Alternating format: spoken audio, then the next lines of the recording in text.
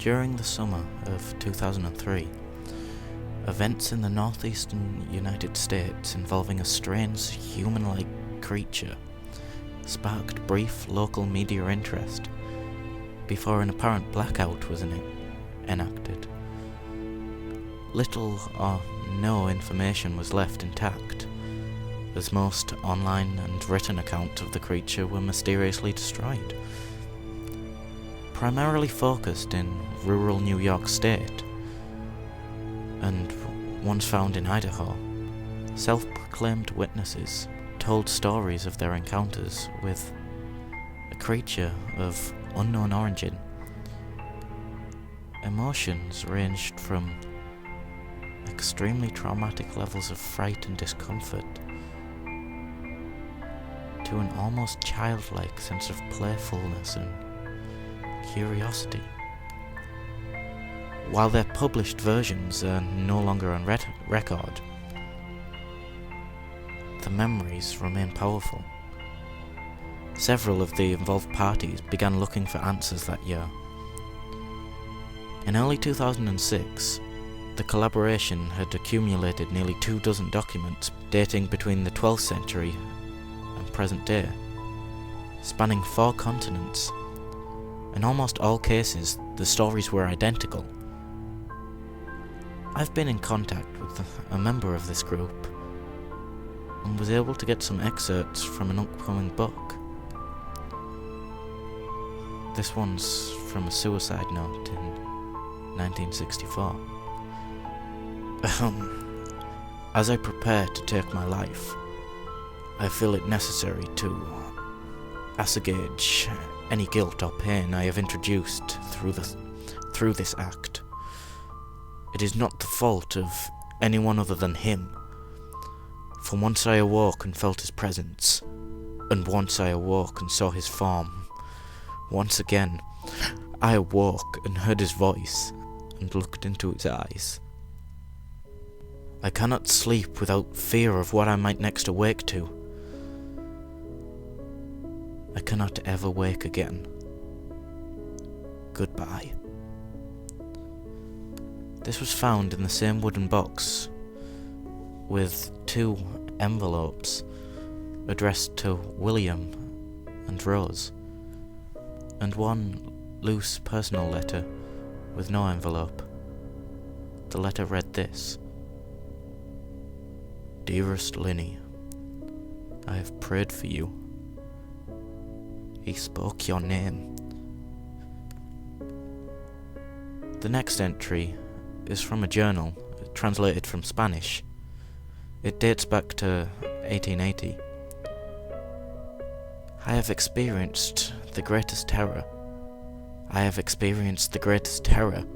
I have experienced the greatest terror. I see his eyes when I close mine. They are hollow, black. They saw me and pierced me. His wet hand. I will not sleep. His voice. And then there's some unintelligible text. The third extract is from a mariner's log, which was written in 1691. He came to me in my sleep. From the foot of my bed, I felt a sensation. He took everything. We must return to England. We shall not return here again. At the request of the rake.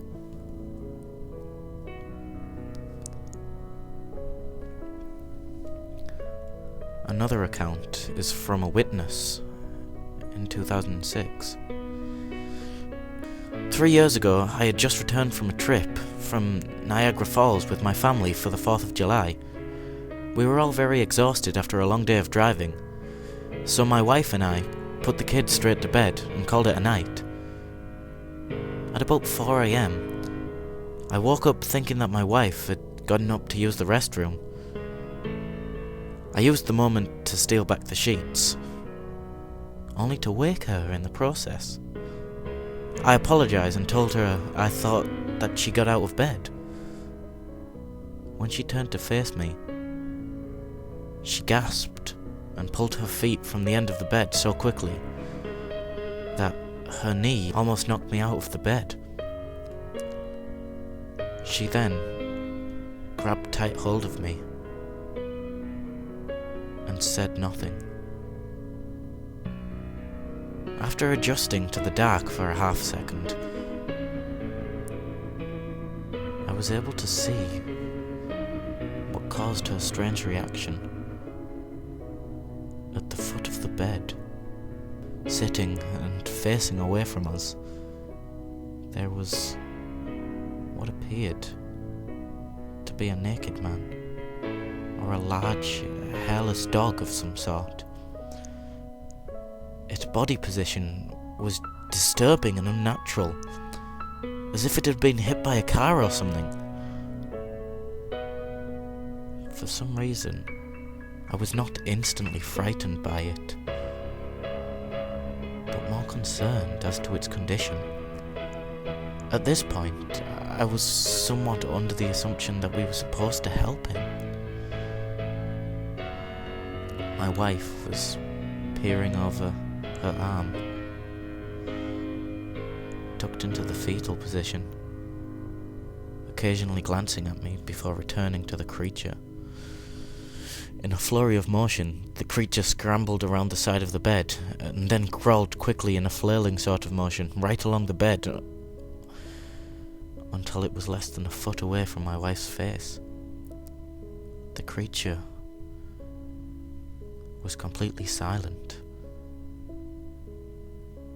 For about 30 seconds, or probably closer to 5, however it just seemed like a while. This thing was just looking at my wife. The creature then placed its hand on her knee and ran into the hallway leading to the kids' rooms. I screamed and ran for the light switch, planning to stop him before he could hurt my children. When I got into the hallway, the light from the bedroom was enough to see it crouching and hunched over about 20 feet away. It turned and looked directly at me, covered in blood. I flipped the switch on the wall and I saw my daughter Clara. The creature ran downstairs while my wife and I rushed to help our daughter. She was very badly injured and spoke only once more in her short life. She said, he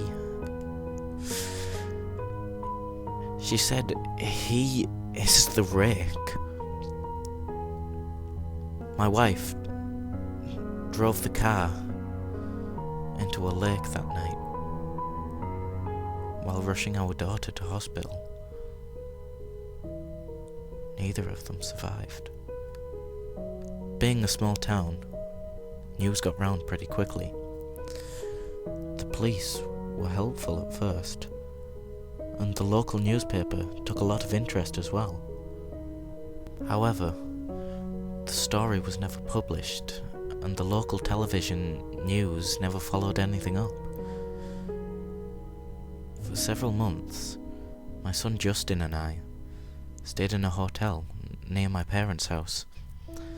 After we decided to return home, I began looking for answers myself. I eventually located a man in the next town over who had a similar story. We got in contact and began talking about our experiences. He knew of 2 other people in New York who had seen the creature we now refer as the rake. It took the 4 of us about 2 solid years of hunting on the internet and writing letters to come up with a small collection of what we believed to be accounts of the rake.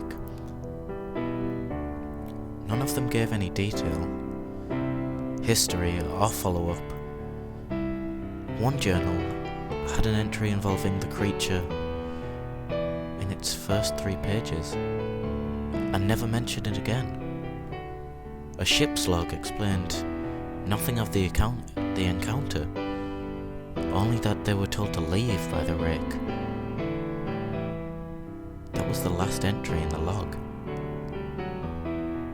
There were, however, many instances where the creature's visit was one of a series of visits with the same person.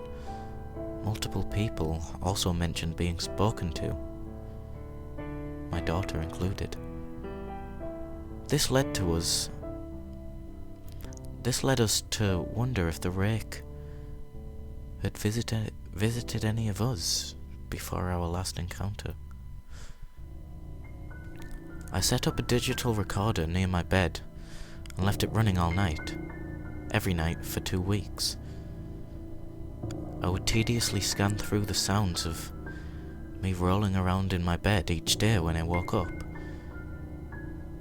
By the end of the 2nd week, I was quite used to the occasional sound of sleeping while blurring through the recording at 8 times the normal speed. This still took almost an hour every day. On the first day of the 3rd week, I thought I heard something different. What I found was a shrill voice. It was the rake. I can't listen to it long enough to begin to be able to transcribe it. I haven't let anyone else listen to it yet. All I know is that I've heard it before, and I now believe that it spoke to me when I was sitting in front of my wife. I don't remember hearing anything at the time, but for some reason, the voice on the recorder immediately brings me back to that moment. The thoughts that must have gone through my daughter's head make me very upset. I've not seen the rake since he ruined my life, but I know that he has been in my room while I slept. I know and fear that one night I'll wake up to him staring right into my eyes.